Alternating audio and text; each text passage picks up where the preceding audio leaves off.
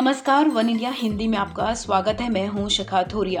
गोवा विधानसभा चुनाव को लेकर राजनीतिक दलों ने प्रचार तेज कर दिया है। अब कांग्रेस के पक्ष में माहौल बनाने के लिए चुनावी रण में प्रियंका गांधी भी उतर गई हैं।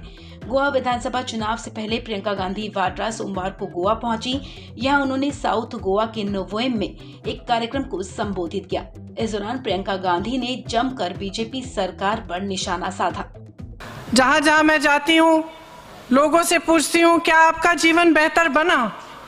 क्या पिछले 5 सालों में आपका परिवार आगे बढ़ा? आपके बच्चों को नौकरी मिली? क्या शिक्षा अच्छी तरह से हो रही है? क्या स्थिति है? तो हर एक जना मुझे कहता है कि हमारी स्थिति पिछले 5 सालों में सुधरी नहीं है। हमारी स्थिति वही की वही है या फिर और ज़्यादा बिगड़ गई है। आप सबने देखा कि कोरोना के समय क्या हुआ। जब लोग बीमार पड़े, स्वास्थ्य की सुविधाएं नहीं मिली, सरकार ने मदद नहीं किया। बहुत सारे छोटे बिजनेस और मीडियम स्केल के बिजनेस बंद हो गए। छोटे दुकानदार, छोटे व्यापारी, सबको बहुत मुश्किल हुआ। लॉकडाउन हुए, सबसे बड़ा प्रभाव इसका आप ही पर हुआ। लेकिन सरकार ने क्या किया? क्या सरकार ने आपकी सहायता की? क्या सरकार ने आपको ऐसी स्कीम्स दी जिससे जो आपका खर्चा हुआ था, जब आपका बिजनेस नहीं था, तो आप फिर भी अपने पैरों पे खड़े हो सकते थे? ऐसा कुछ नहीं किया।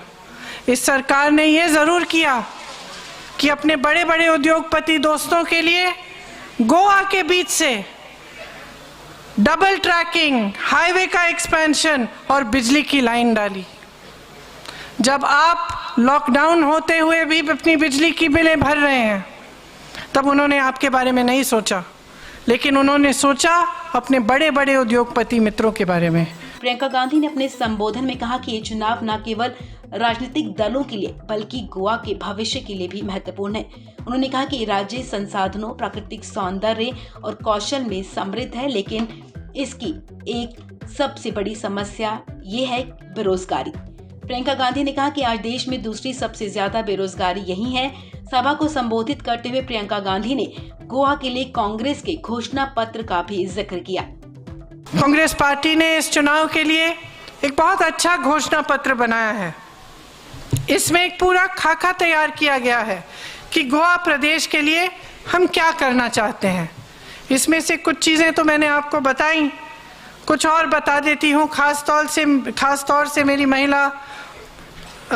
बहनों के लिए,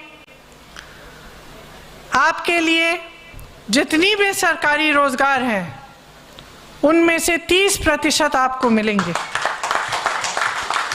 मारगांव और पानाजी में आपके लिए वर्किंग वुमेन्स हॉस्टल बनाए जाएंगे। यहाँ पर गोवा में महिलाओं के प्रति जो अपराध हो रहा है वो 24% बढ़ गया है जब से ये सरकार आई है। तो इसको रोकने के लिए जो पुलिस स्टेशन है जिनमें ज़्यादातर महिलाएं हों, वो महिला पुलिस स्टेशन को बढ़ाया जाएगा। आप में से कुछ बहनें होंगी जो स्वयं सहायता समूह मतलब सेल्फ हेल्प ग्रुप्स चलाती हैं। आपके लिए 1 लाख रुपए की सहायता सरकार से मिलेगी। गोवा का एक वासी स्वास्थ्य बीमा का बेनिफिशियरी होगा। सरकार आपके लिए स्वास्थ्य बीमा देगी। रोजगार के लिए जैसे मैंने कहा 500 करोड़ रुपए सिर्फ रोजगार पैदा करने के लिए बजट में दिलवाए जाएंगे। आपको मालूम होगा कि जो नौजवान हैं बार बार परीक्षाएं देते हैं रोजगार के लिए और कई बार उन परीक्षाओं में घोटाला होता है। यहाँ पर भी बहुत घोटाले हुए।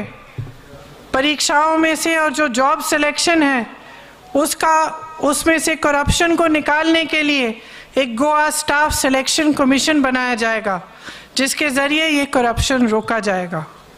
जब कांग्रेस गोवा के लिए नीति बनाए, चाहे खनन की हो, चाहे पर्यावरण की हो, चाहे टूरिज्म की हो, ये नीतियाँ बगैर आपकी सहमति के नहीं बनाई जाएंगी। गौरतलब है कि गोवा की 40 विधानसभा सीटों पर एक ही चरण में 14 फरवरी को वोट डाले जाएंगे, जबकि 10 मार्च को नतीजे घोषित किए जाएंगे। इस खबर में फिलहाल इतना ही। तमाम अपडेट्स के लिए आप बने रहें वन इंडिया हिंदी के साथ।